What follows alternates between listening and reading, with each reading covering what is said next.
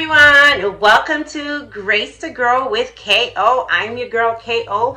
This is a safe and transparent place to grow spiritually, physically, emotionally, and relationally. How is everyone doing? Today is January 4th. It's early in the morning. And today I'm titling this Jamaican Wife Makes Nigerian Breakfast. My husband is Nigerian. Half of our kids are Nigerian. So we are a Nigerian, Jamaican, American blended family over here, which I'm excited about. So you're going to stick with me as I try to make Nigerian bun and also a cara, which is made from beans. And you could do it with different type of beans too. I wouldn't say that I'm the best cook or best chef in the world. Cooking was not my thing. I had strongly disliked it for many years. It was just me and the older girls, and I almost never cooked a meal. They probably got a cooked meal maybe twice a month. They fended for themselves, or we ate out, or we ate quick things. Love is sacrifice, right? And if you're going to be in a relationship, a family, it's unconditional love and it is sacrifice. If you ask me what's my definition of love, I would say sacrifice.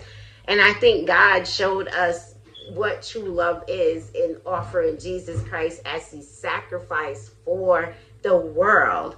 And so in our marriage and just in family and friendships in general, you learn that it is sacrifices. When I met my husband, before we got married, one of my rules was I don't cook. And he was like, that's all right, because I cook. I can cook for myself. I don't necessarily need a woman to cook for me, right?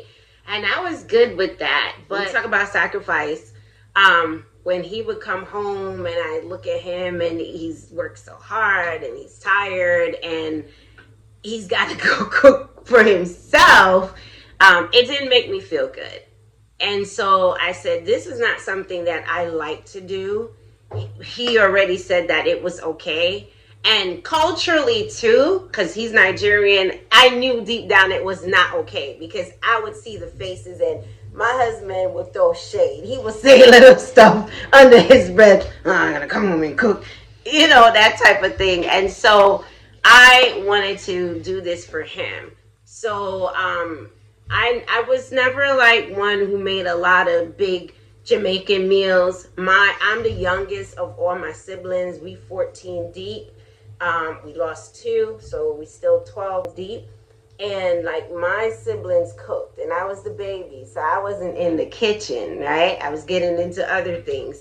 But I could still hold my own. So I can cook a lot of Jamaican dishes, but it's not like my staple. It's crazy what has happened. I learned how to cook Nigerian food. I can pretty much cook a lot of it except for the soups. I don't really like the soups. But the jollof rice, I've become a master at that. The fried rice, their beans, a cara, a lot of different things. Their turkey, their chicken, their stew. Like, I've become like a pro at it, right? I cook Nigerian and African food better than I do Jamaican food.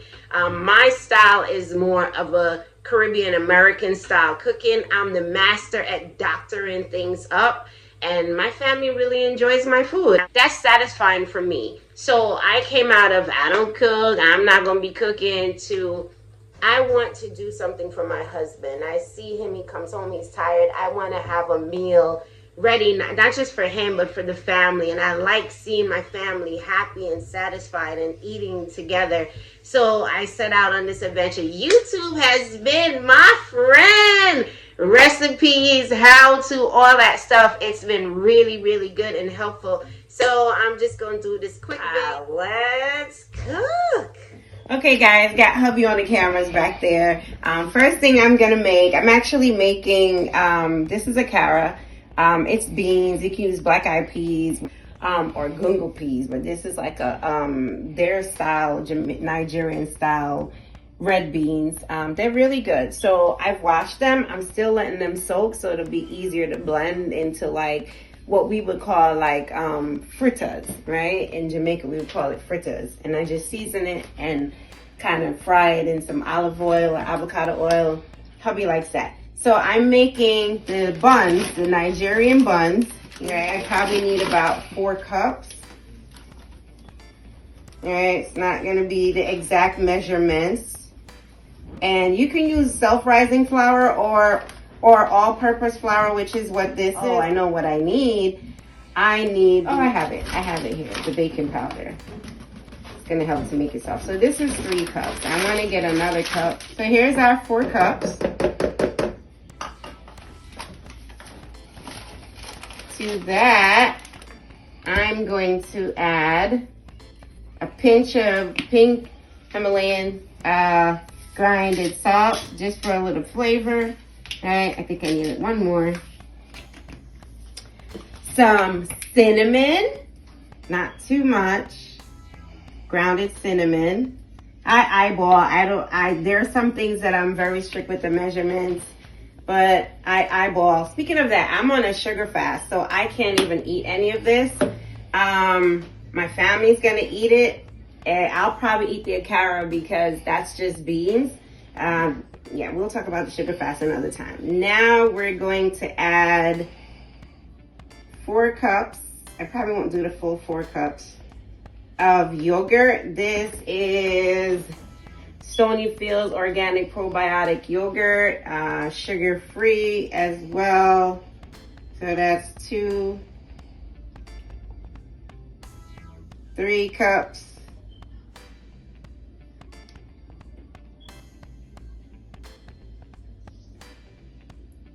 Is that 3 cups, babe, or 4? All right, well, let's see. When you do this, you don't have to add water to it. You don't have to add milk. You don't have to add anything because the yogurt brings that moisture in. And now I'm gonna whisk it together. Everything's better with a little vanilla. There's many different ways to make this bun. I just find this one to be a lot easier. And I know there's an order to put wet, dry ingredients. I'm not a pro, I'm home cook, mom, self-taught, YouTube taught.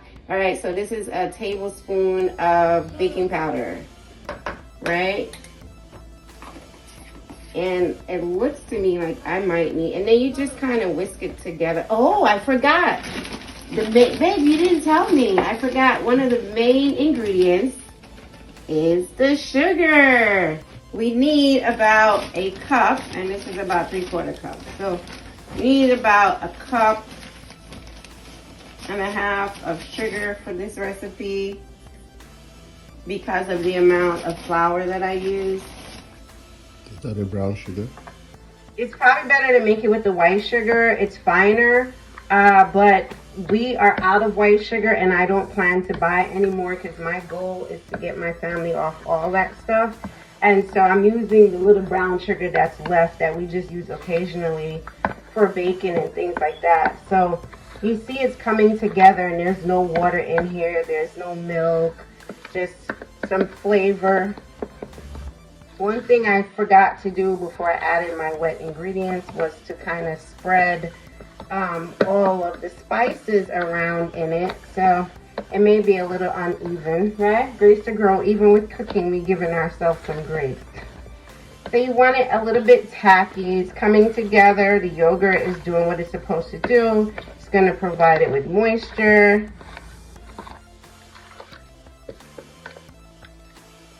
Okay. Mix in. So really, guys, don't skip this step of, I forgot, but don't skip the step of whisking everything together prior to adding your yogurt or your wet ingredients. Don't be scared of trying new things. As Color Smith said, stay tuned, watch what I want.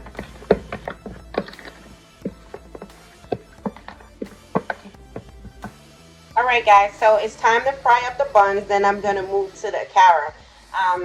Frying is not the best, but I'm still using olive oil. This can take some heat, but not like maximum heat.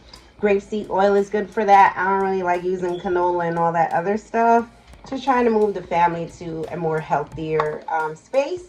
So let's let that heat up a little bit. I got gloves on because I got to put my hand in the batter. Start putting the batter in. Kind of turn it upside down. I think I got my oil too hot, right? I can't make the balls perfectly like they do, but the more I practice, the better I will get. Nigerian buns. And I don't want them super big. And they're browning pretty fast because I turned my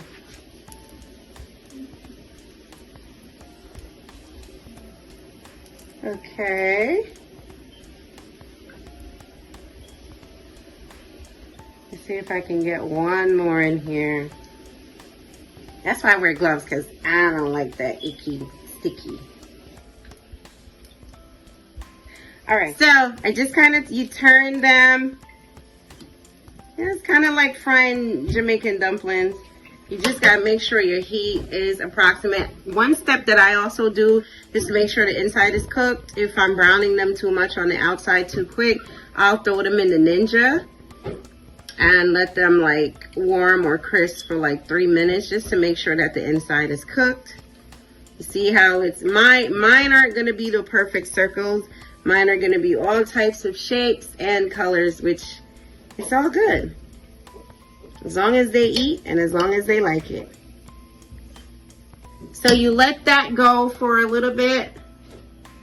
Let them brown up, turn the fire down. Jesus is taking care of me. In the middle is cooked. All right, let's get these out of here and let's get the other batch in. They're not exactly round. They're round and have a tail, but it's okay. And some people don't like theirs this dark, but my family likes their stuff well done and well crunchy. So this is perfect for my family. You could turn your oil down and make it less dark. Just make sure that you have the right amount of heat on them because you don't want them to soak up oil. I'm going to throw it in the Ninja probably for like a minute because they look well done, but I still like to do that. And then we get the next batch in and then we go move to the akara. So this is what usually happens before I even get this stuff to the table. Everybody wants to taste. So Faber wants to taste. It's harder than it usually is. Break it open. We want to show them how moist inside is. Tell me how it tastes. Actually, y'all gonna just share one. Wait till we actually eat. How is it? Yeah.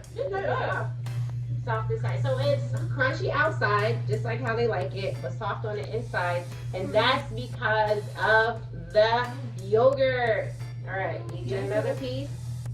You get another piece. Back to your chores. Oh my. You're welcome. All right guys, so that was just my little video on Jamaican woman makes Nigerian breakfast. Well, that's part one when I made the buns. The next part, I'm gonna do the akara. All my African sisters out there, Nigerian sisters out there, please don't beat me down. I'm just trying, right? So again, the lesson in this is love is sacrifice. And even though cooking was not my thing and I did not want to cook and told my husband my rules before we got married, all of that changed because I love him and he likes to eat good food and he likes to eat Nigerian food. So the sacrifice for me was doing something that I don't really like doing. And it turns out that I actually enjoy doing it. And I love seeing my family happy. Sometimes I blend the meals and I do my flours. It's dying. He literally bought it for me yesterday, but I put it on the heater and it died. I'm still trying to keep it for another day. So this is Grace to Grow. Don't forget to subscribe, share, like, and comment. See you next time. Grace to Grow with KO. Bye-bye, growers.